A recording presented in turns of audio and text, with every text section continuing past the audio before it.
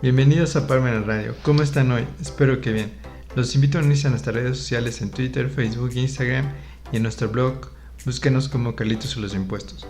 Vamos a empezar el programa de hoy, materialidad. Antes de empezar el programa de hoy me gustaría actualizar la cifra de fallecidos por COVID-19, que de acuerdo a las autoridades son 332,000 personas. En el mundo sigue el conflicto entre Rusia y Ucrania, en donde la constante es que Rusia quiere el territorio de Ucrania, pero este país sigue defendiéndose de esta invasión.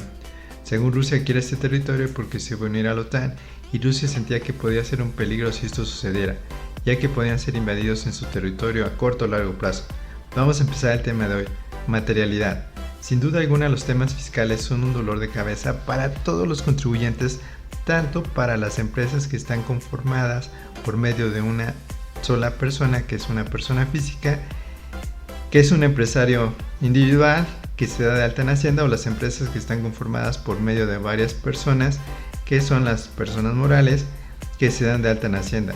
Estas empresas van a desarrollar su actividad empresarial, que significa la actividad a la que se van a dedicar mientras tengan la empresa, como sería el caso de comercializar comida, ropa, autos, medicina, teléfonos, computadoras, o prestar un servicio como sería el caso de empresas especializadas en ingenierías, limpieza o servicios legales.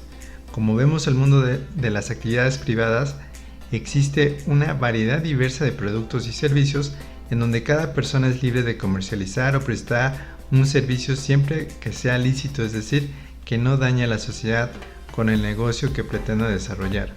La siguiente parte muy importante en verificar es ver que sean verdaderos los ingresos y egresos que tengan las empresas.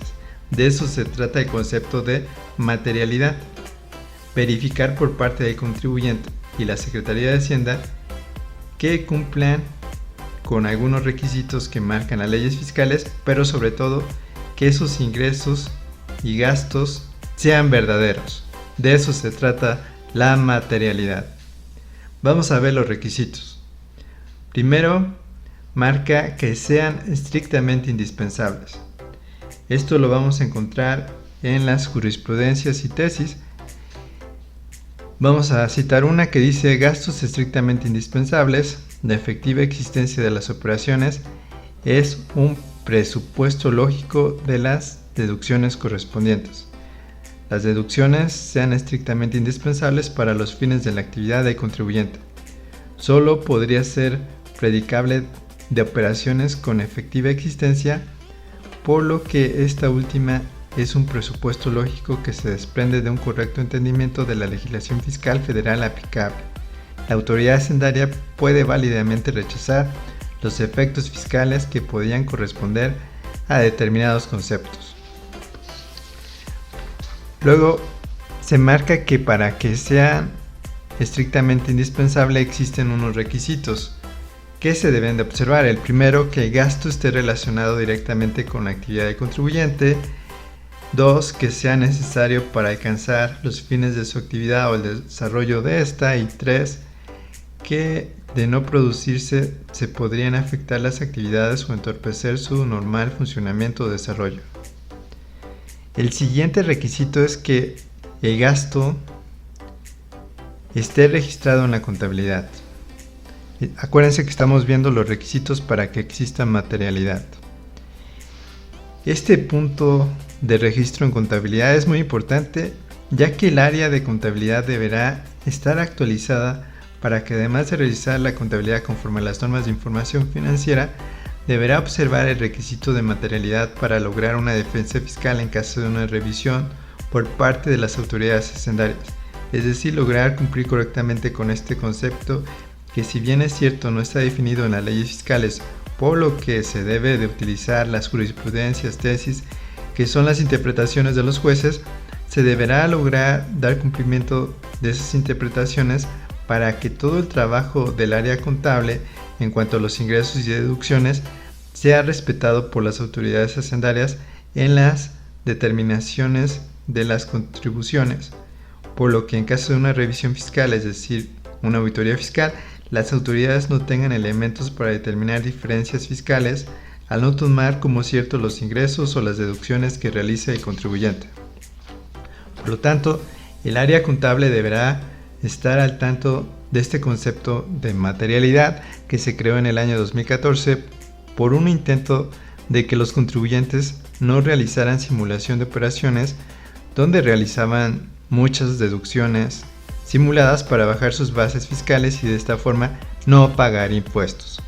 Ciertamente, si los contribuyentes hubieran pagado sus impuestos de forma correcta, es decir, declarando sus ingresos y gastos reales, verdaderos, las autoridades fiscales no se hubieran dado a la tarea de crear esta figura de la materialidad, que de paso no crearon una definición o elementos para poder cumplir correctamente la materialidad, en donde se creó solo una figura con una amplia discrecionalidad, en donde la autoridad fiscal, en caso de una revisión fiscal, determinará si los ingresos y gastos tienen materialidad. De lo contrario, podrá hacer sus ajustes necesarios para crear bases para el pago de impuestos más altas para determinar diferencias de pagos de impuestos, es decir, los famosos créditos fiscales, además de las multas. Si tan solo los contribuyentes reflejaran sus actividades reales, verdaderas, es decir, ingresos verdaderos y gastos verdaderos, la mayor parte de las veces, o es decir, siempre, y las autoridades fiscales ocuparan la recaudación para que tuviéramos un mejor país con un uso correcto de esos impuestos en los presupuestos de egresos, donde siempre proponemos que sean para las garantías y derechos humanos que se establecen en la Constitución mexicana, podríamos tener un mejor país. ¿De qué sirve complicar el área fiscal con conceptos como el de materialidad, que para empezar no tiene definición y que las autoridades tienen la discrecionalidad para aplicarlo, en donde los contribuyentes siguen buscando formas de no pagar impuestos por la falta de buenos resultados en los usos de los impuestos por parte de los gobernantes en los presupuestos de egresos? Vamos a comerciales y regresamos. Ya regresamos. Estamos viendo requisitos para que exista materialidad. El siguiente requisito es: debe existir un estado de cuenta. Este debe de reflejar los ingresos y gastos que se tengan por parte de la empresa. El siguiente requisito: un contrato u orden de compra. Deberá existir un contrato que refleje claramente las partes, el objeto y el precio de la contraprestación. El siguiente requisito: un comprobante electrónico, debe cumplir con lo que establece en el Código Fiscal de la Federación en su artículo 29. El siguiente requisito es que debe existir un pago referenciado, significa que el pago sea por medio de una transferencia o cheque con abono a cuenta del beneficiario. El siguiente requisito es acreditar la operación, la materialidad.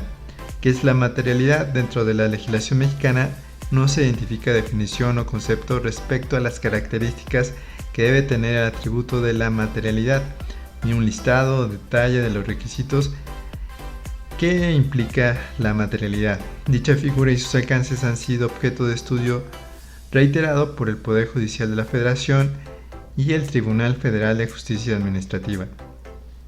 Para acreditar la materialidad de las operaciones que amparen, se debe contar con una documentación idónea, objetiva, sustentable y fehaciente que compruebe que éstas realmente existen o existieron, esto es, no solo con comprobantes fiscales.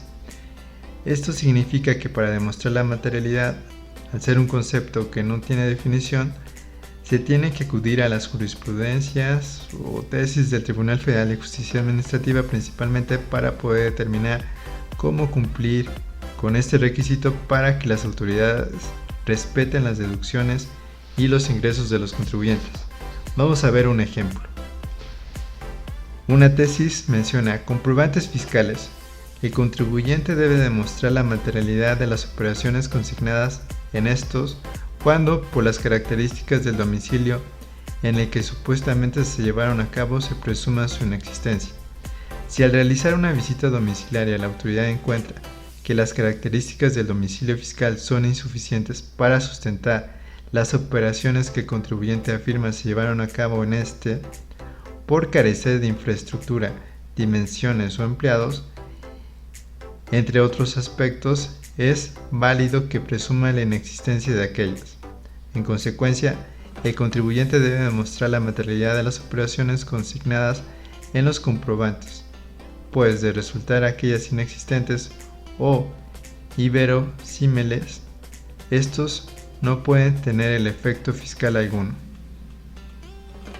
Como podemos ver, acá definen la materialidad en cuanto a que el domicilio fiscal tenga herramientas, tenga computadoras, tenga personal para prestar el servicio. De esta manera, ese domicilio podrá decirse que tiene materialidad, es decir, que cuenta con los elementos para poder dar el servicio, para poder dar la factura. De eso se trata la materialidad, de poder demostrar que sí se hizo la actividad o servicio, es decir, que se está hablando con la verdad de que se dio el servicio a una empresa y por lo tanto esa factura es real.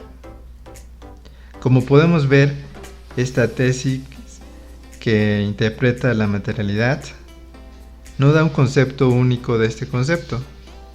Lo que interpreta esta tesis es un caso individual que se presentó para poder defenderse en un juicio contencioso. Por lo que podemos concluir es que el concepto de materialidad no tiene una definición, tampoco tiene unos requisitos para su debido cumplimiento, por lo que se tiene que acudir a las tesis para lograr implementar lo que se establece en estas tesis por parte del área contable, para que en caso de una revisión se esté a lo más apegado al cumplimiento de este nuevo término, que ya ni está nuevo porque fue creado en 2014, para que los empresarios lograran declarar la realidad de sus ingresos y gastos. Si tan solo las autoridades fiscales lograran ver que los contribuyentes no quieren declarar la verdad de sus ingresos y gastos por falta de una cultura cívico-fiscal, por falta de leyes fiscales que no sean tan complicadas de interpretar. Un ejemplo, el concepto de materialidad, que no tiene ni definición. La falta de un buen uso de esos impuestos por parte de los gobernantes en los presupuestos de egresos, que son discrecionales, pero no tienen una finalidad que sería la de que los presupuestos de egresos sean para satisfacer las garantías y derechos humanos que marca la primera parte de la Constitución. Si tan solo los gobernantes en turno y los ciudadanos lograran entender los beneficios de tener leyes fiscales claras y los ciudadanos declararan sus ingresos y gastos que sean los reales, los verdaderos, no debería existir el concepto de materialidad. Espero les haya gustado el programa de hoy desde nuestro punto de vista sobre materialidad. Los invitamos a comprar el libro Carlitos y los impuestos de forma electrónica en Amazon. Si lo requieren físico, está disponible en CSA Puebla y Parmenas Radio. Y recuerden que los impuestos no es un castigo, siempre que se ocupen para que se nos brinden nuestros derechos humanos por parte de los gobernantes. Hasta la próxima.